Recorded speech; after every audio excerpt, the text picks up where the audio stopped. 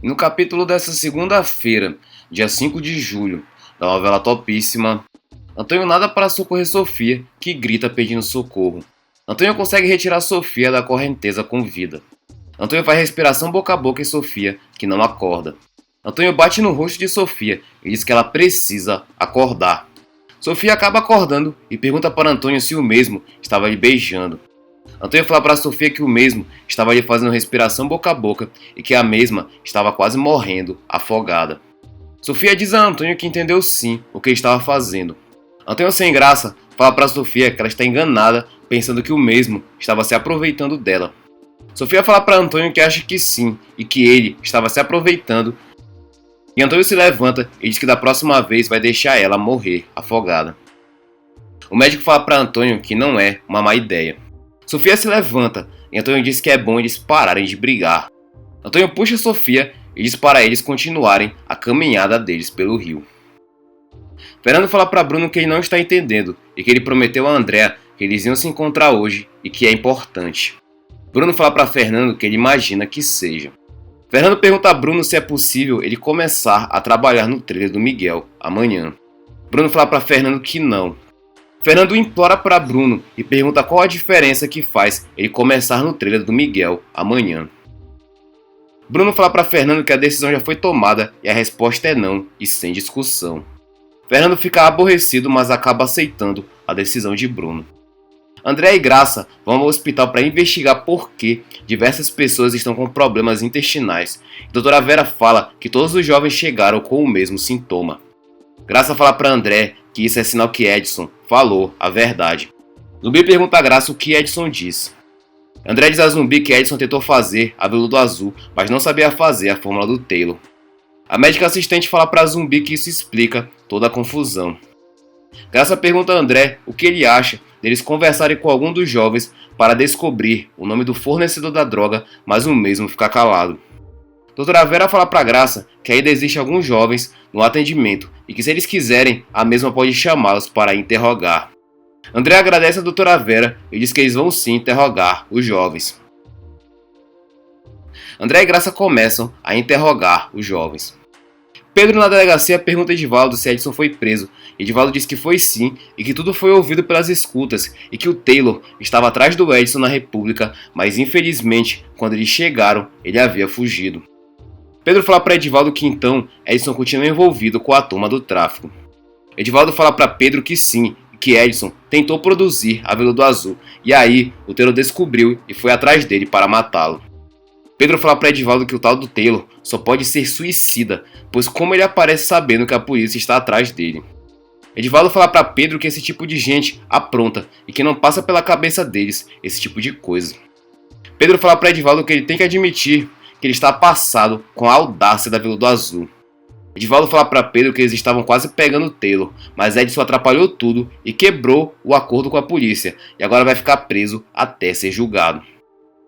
Pedro fala para Edivaldo que Edson vacilou e que tem que ficar preso mesmo e que vai visitá-lo na cela para ver se tira alguma informação dele.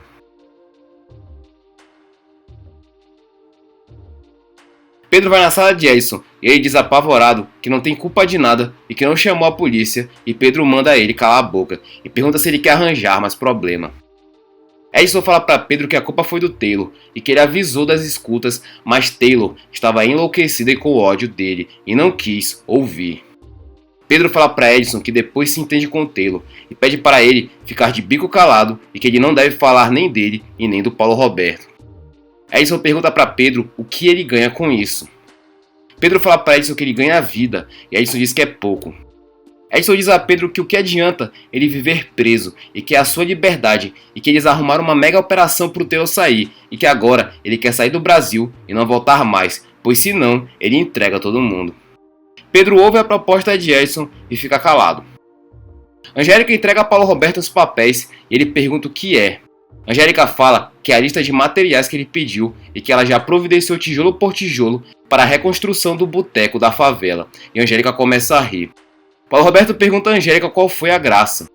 Angélica pede desculpas ao reitor e diz que não está entendendo a atitude dele. Paulo Roberto se irrita e fala para Angélica que também não consegue entender muitas atitudes dela e não fica de risinho irônico e que a mesma não está nem preocupada com o desaparecimento de Sofia.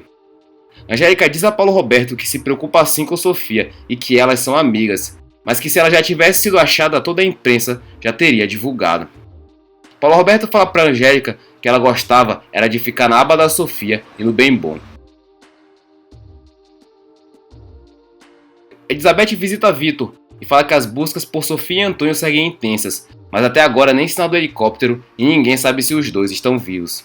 Vitor fala que a Gabriela e a família dela devem estar super preocupados. Elizabeth comenta com Vitor que a mãe da Sofia não parece nem um pouco preocupada, e na verdade, ela não tá nem aí. Vitor não fica convencido, fala que a Lara sempre foi uma pessoa muito superficial, mas que ela gostava assim da filha. Pelo menos é o que ele achava das poucas vezes que ele via as duas juntas. Elizabeth fala para Vitor que se Lara realmente estivesse preocupada com a filha, não perderia tempo tentando matar a minha flor. Vitor fica surpreso, fala para Elizabeth como é que é. Elizabeth revela para Vitor que minha flor foi atropelada por um carro de propósito. Vitor fica pensativo e pergunta como que minha flor está. Elizabeth triste fala que minha flor está em coma. Vitor fala para Elizabeth que sente muito. Elizabeth fala que Mão de Vaca tem quase certeza que foi a Lara que mandou matar e atropelar a minha flor. Vitor não acredita e fala que não acha que Lara seja uma assassina. Elizabeth fala que é o que eles estão dizendo por aí, que a Lara é a chefona do tráfico que mandou matar a minha flor para fazer o Mão de Vaca parar de investigar a Veludo Azul.